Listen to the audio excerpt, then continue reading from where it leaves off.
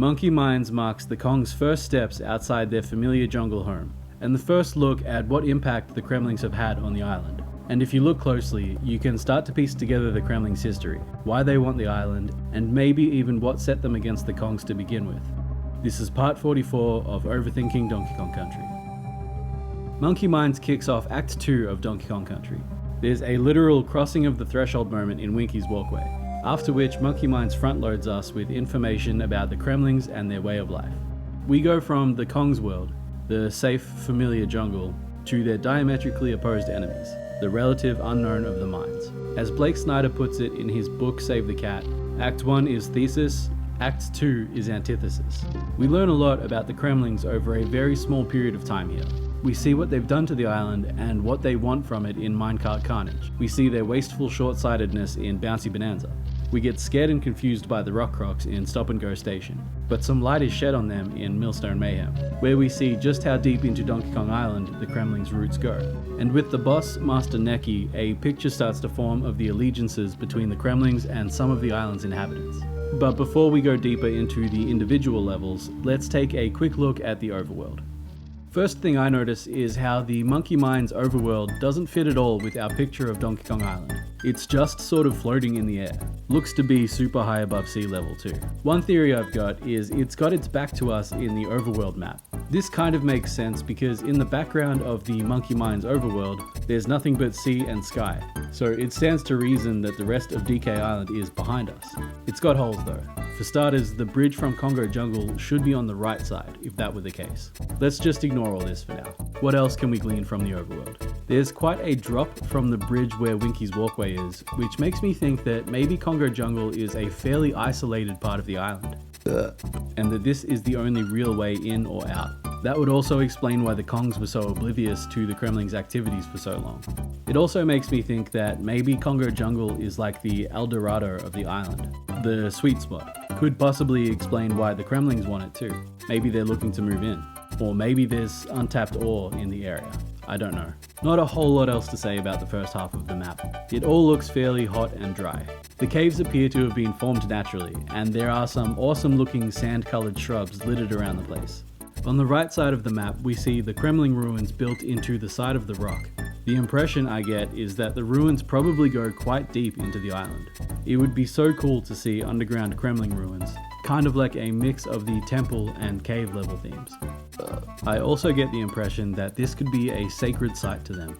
If I'm right and that's the case, then it says a lot about them that they're perfectly happy setting up mining operations right next to it.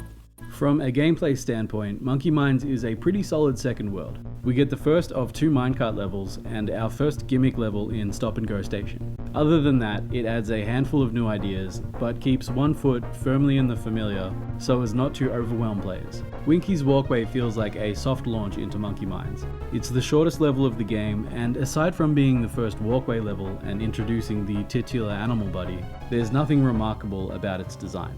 That's not the insult it sounds like. There's nothing wrong with a short, easy level now and again. All throughout the series, I've talked about flow and pacing, how it's no less important in the medium of video games than in, say, music and film. All good games have dynamic and balanced pacing, where quiet moments serve to give the loud moments power. Minecart Carnage is the first minecart level in the entire series, possibly in all of video game history, and is arguably one of the most memorable parts of the entire game. Not a whole lot else to say about it beyond that. It's a straightforward meat and potatoes minecart level, everything it needs to be. Bouncy Bonanza is a criminally overlooked level, and a sort of spiritual sequel to Reptile Rumble. We get Winky back, which is always a pleasure, and the level's focus is on the tires littered throughout. Something I didn't pick up on when I made the episode is the abundance of yellow and brown critters, as well as the green zinger, all of which perfectly fit the theme of the level. Stop and Go Station is also one of the most memorable parts of the entire game. It's the only appearance of the Rock Crocs, and that's probably for the best. The level is weird and terrifying, and everyone who played this game as a kid has some traumatic memory of it. Millstone Mayhem introduces the titular millstones and their pilots, riders, drivers, as well as Crusher, but I've always felt that the real focal point of the level is the temple theme. Like pacing, I've talked a bit about mood pieces and setting the scene throughout the series, and this level is a great example of that. It doesn't challenge you too much, and while it does introduce a new obstacle, it doesn't hit you over the head with it. You can switch your brain off a bit and just exist in their world for a moment. Also, Winky returns for a spell. It's fucking great, I love it. Compared to Very Naughty, Master Neki is actually a decent challenge. There's not much else I want to say about it though. With the basics out of the way in Congo Jungle, Monkey Mines was free to get weird. We got 3 levels with Winky, a great but slightly unintuitive animal buddy, a minecart level, and whatever the fuck stop and go station is. As I said before, it never strays too far from what the player is used to, but it expands on what a DKC game can be. I really can't fault it. Monkey Mines does its job perfectly, and in a narrative sense, it more than holds its own.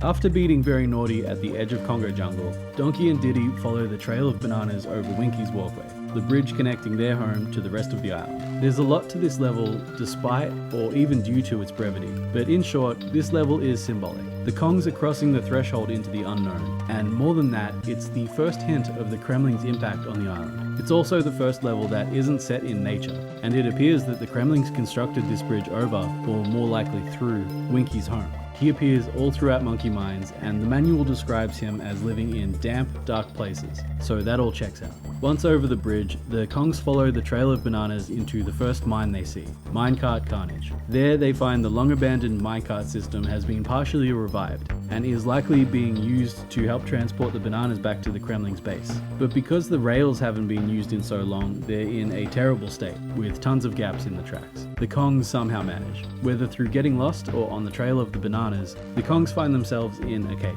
This cave is unique to the island in that the stone is more red color than anywhere else. Could be iron or mineral deposits. Doesn't really matter. They run into Winky again as they look for the exit.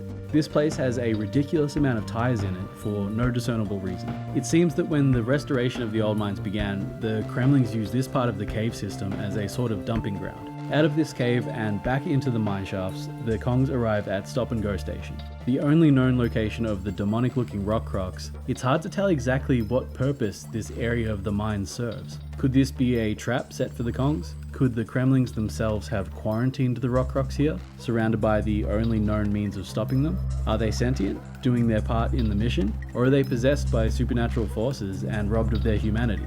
The more I look, the more interesting I find these guys. The novelization paints them as essentially no different from the other Kremlings, and the manual itself says they use their form as a disguise, but other sources, such as the German Game Guide, refers to them as possessed critters, and the temple adjacent to Stop and Go Station seems to back that up. Whatever the case, the Kongs make it through alright and find themselves in Millstone Mayhem. This to me is the climax of the world, what everything has been building to. It's ancient and mostly abandoned, with only the Red Naughties holding true to their posts in the millstones. The fact that these ruins go so far back contests the Kongs' claim to the island. But then again, the Kongs never seemed unwilling to share. Combine that with the fact that the Kremlings no longer seem to live on the island, and you've got the makings of a theory that maybe, once upon a time, the two clans shared the island, and after a great fight, the Kremlings were forced out. It got so big that the other inhabitants of the island took sides. Rhinos, giant frogs, the swordfish, ostriches, and parrots all sided with the Kongs, while the beavers, snakes, sharks, armadillos, the vultures, and others all sided with the Kremlings. As for why, we'll never know for sure, but the next world, Vine Valley, sheds a little light on it. As I said at the start of the video, this part of the game is all about the Kremlings. It's not a theme that makes itself known from the outset though. It builds up to it slowly, hinting that something is amiss in the 4th level, while fully revealing the Kremlings' history on the island in the 5th. The simple conflict established in Congo Jungle has now been forever complicated. Compared to the Congo Jungle episodes, I think these episodes are much better. I'm still not crazy about any of them, but my editing got better, the scripts got better, and just generally, I think they're all noticeably easier to watch. After Monkey Mines, I think the episodes are a bit all over the place, but this was a period in the journey where I really felt like I was improving, even if only a little bit. As always, thank you so much for being with me on this ridiculous journey, and I'll see you in the next one.